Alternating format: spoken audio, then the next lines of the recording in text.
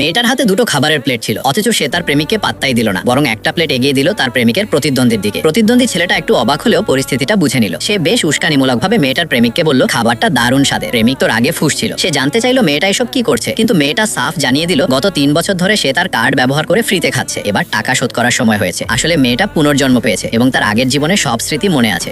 আগের জীবনে সে তার প্রেমিকের ভবিষ্যতের জন্য নিজের সবটুকু উজাড় করে দিয়েছিল, এমনকি নিজের পরিবারের সব সম্পত্তিও তার হাতে তুলে দিয়েছিল, যার ফলে তার বাবা মা শোকে মারা যান। সেই টাকার জোরেই ছেলেটা বড় মাপের মেধাবী হিসেবে পরিচিতি পায়, এমনকি স্কুলের প্রাক্তন ছাত্র হিসেবে বক্তৃতা দিতেও আমন্ত্রিত হয়। মেয়েটা ভেবেছিল এত ত্যাগের পর অন্তত বাবা মায়ের শেষকৃত্যের জন্য সে কিছু টাকা সাহায্য পাবে, কিন্তু প্রেমিক উল্টো রেগে গিয়ে সবার সামনে তাকেই দোষারোপ করলো যে সে নাকি পরিবারের সম্পত্তি বিক্রি করে বাবা মায়ের মৃত্যুর কারণ হয়েছে। সেই মুহূর্তে মেয়েটা বুঝতে পারলো তার প্রেমিক আসলে একটা আস্ত শয়তান। সে ছাদে গিয়ে তার সাথে জড়িত সব স্মৃতি পুড়িয়ে ফেললো। যখন সে চরম হতাশায় ডুবেছিল, ঠিক তখনই প্রেমিকের সেই প্রতিদ্বন্দ্বী তার পাশে এসে দাঁড়ায়।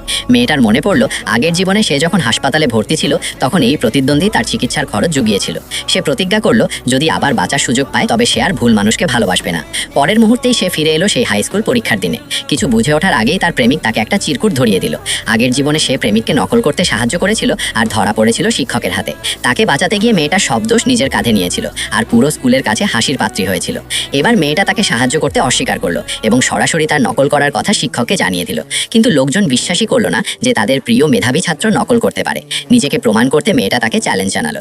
চ্যালেঞ্জের মুখে পড়ে সে অনিচ্ছা সত্ত্বেও রাজি হলো। শিক্ষক তাদের এমন একটা অঙ্কের সমস্যা দিলেন যা এখনো ক্লাসে শেখানোই হয়নি। ছেলেটা ভেবেছিল মেয়েটা এটা পারবে না, কিন্তু মেয়েটা অনায়াসেই উত্তর লিখে দিল, তাও আবার 3 ভাবে সমাধান করে। সবাই অবাক হয়ে দেখলো মেয়েটা এতদিন নিজের মেধা লুকিয়ে রেখেছিল। ঠিক তখনই ছেলেটার পকেট থেকে নকল করা চিরকুটটা পড়ে গেল আর সবাই তা দেখে ফেললো। ক্লাসে সবাই তাকে নিয়ে হাসাহাসি শুরু করলো আর শিক্ষক তাকে ডেকে পাঠালেন ডিনের অফিসে। মেয়েটা বেশ শান্তি পেল, কারণ শয়তানটা তার প্রাপ্য শাস্তি পেয়েছে। আগের জীবনে ঋণ শোধ করতে সে প্রতিদ্বন্দ্বী ছেলেটার কাছে গিয়ে তাকে পড়ানোর প্রস্তাব দিল। ছেলেটা জিজ্ঞেস করলো, তোমার প্রেমিকের কি হবে? মেয়েটা বলল সে আর কোনো ফালতু ছেলের পেছনে সময় নষ্ট করবে না, এখন থেকে শুধু তাকেই পড়াবে। ছেলেটা রাজি হয়ে গেল। কিছুদিন পরেই তারা ঠিক করলো স্কুলের গণিত প্রতিযোগিতায় একসাথে অংশ নেবে। কিন্তু রেজিস্ট্রেশনের দিন প্রেমিক তার ফর্মটা কেড়ে নিল আর হুমকি দিল যেন সে প্রতিযোগিতা থেকে সরে আসে। মেয়েটার মনে পড়লো আগের জীবনে সে তাকে বাথরুমে আটকে রেখেছিল যাতে সে প্রতিযোগিতায় অংশ নিতে না পারে। এবারও সে একই কাজ করতে পারে ভেবে মেয়েটা রাজি হওয়ার ভান করলো এবং তার সামনেই ফর্মটা ছিঁড়ে ফেললো। কিন্তু পরে সে গোপনে শিক্ষকের কাছে নতুন একটা ফর্ম জমা দিয়ে দিল।